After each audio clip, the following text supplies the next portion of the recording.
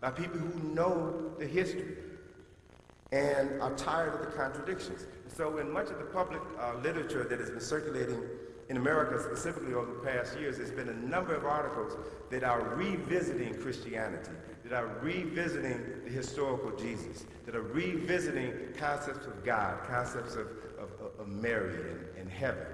And so what you begin to realize is that more people now are beginning to talk about ways of identifying with the Creator. As you look at Africa as the source of history and culture and civilization, we find that Africans were the first human beings on planet Earth. Africans were the first people to develop civilization on Earth. And they also developed a way of relating to the Creator. They were the first people to develop a system of relating to the Creator, relating to Earth and their environment, and relating to each other. If we go back to ancient Kemet, for example, the writing form that was used in ancient Kemet was called Medu Neter, which means the writing of God, God's writings. When it was spoken, it was represented as God's words. This writing form, Medu Neter, was an ideographic form of communication that used symbols to represent ideas, as opposed to letters, which have no meaning until the letters are strung together to form words, and words are then strung together to form sentences. But each character has meaning, in Medu Neter, has meaning. And to a person who is trained to understand the meaning of these characters, there is power embedded in each of these characters. What's significant about Medu Neter is that the symbols were symbols that were derived from nature, derived from the environment. The word neter is a word that is mistakenly referred to by many Egyptologists as God. The word neter does not mean God. The word neter means a principle or an aspect of the Creator. Principle or an aspect of the Creator.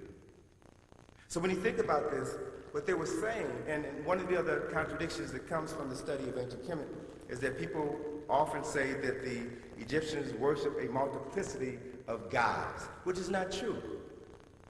They had many Neteru. Each Neteru represented one specific aspect of the Creator. They had the understanding that what we call God, or the Creator, is so vast that no person is capable of understanding this creative source, God. But you can understand aspects of the Creator, the Neteru.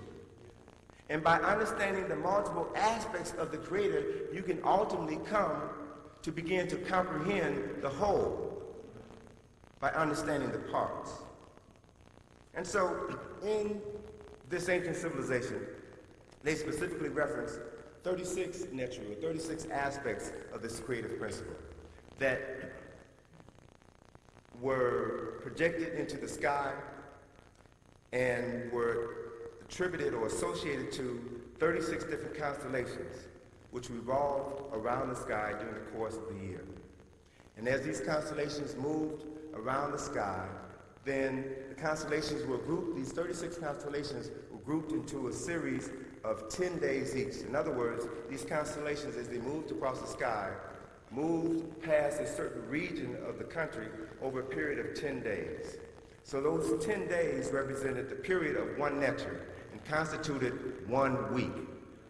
36 Neteru had 10 days each, or 36 Neteru who ruled over a 10% portion of the sky, leads us to 360 degrees in a circle, leads us to 36 weeks of 10 days each, which gives us 360 days in a year. Then there were, which means then that their way of relating to the Creator was so complex and at the same time so simplified that every week was a week in which one would live their lives in accordance to a specific aspect of the Creator. And by adding all of these aspects together during the course of 360 days, you could achieve a greater understanding of this force that exists beyond the Neteru. And then there were 5 Neteru added to the end of the calendar year that represented the Neteru who were responsible for bringing humans to earth, giving you a calendar year of 365 days. Specific method of relating to the forces of creation around you. And when they built their temples, they constructed these temples in specific alignment to a specific nature or principle or aspect of the Creator. Designed in such a way that as that star, as that constellation, as that sun rose on a specific day, it would illuminate the innermost portion of that temple, which was referred to as the Holy of Holies, the most sacred space within that temple, where the head priest was said to enter into to have a discourse with the Creator. African spirituality was based upon a profound understanding of the cosmos, of the universe, and our relationship to the cosmos. They understood that every aspect on Earth was affected by forces outside of planet Earth. The sun rose in the morning on the east bank of the Nile, set every night on the west bank of the Nile. The presence of the sun caused plants to grow, and the growth of the plants nurtured human beings. This is a visual representation of the Creator at work. They saw the moon moving across the sky and saw the moon's effect on the water, which caused high and low tides. And at the same time as the moon was affecting the water, the moon was also affecting the fluid within human beings and affected their personalities.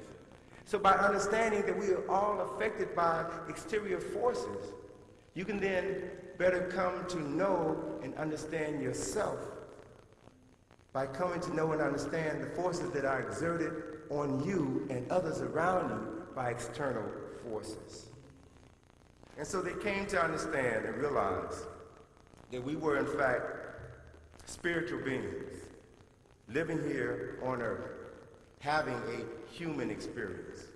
That we were in fact capable of manifesting aspects of the Neteru within ourselves so that we could become creators here on earth.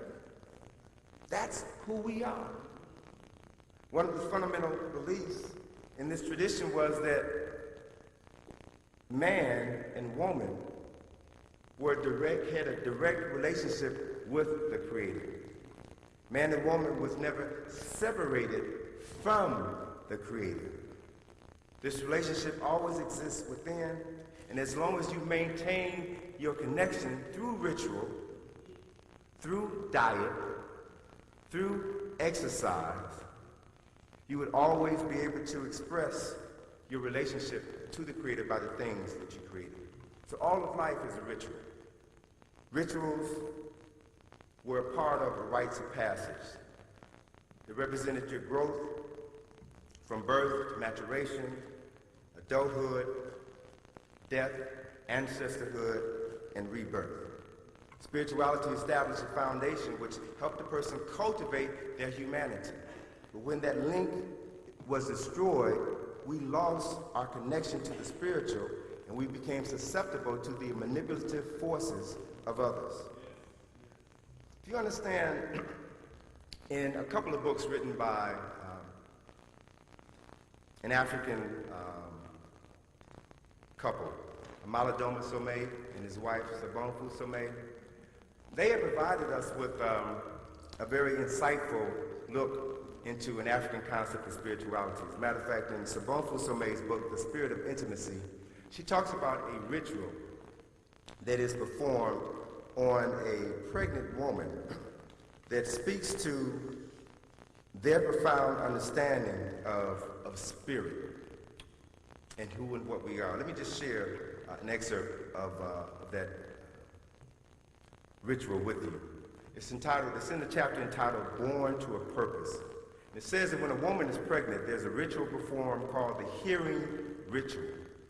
And in this ritual, the elders will ask the unborn child a question: who are you? And the child will speak through the mother and say who they are, say which ancestor they are, that is to return through the body of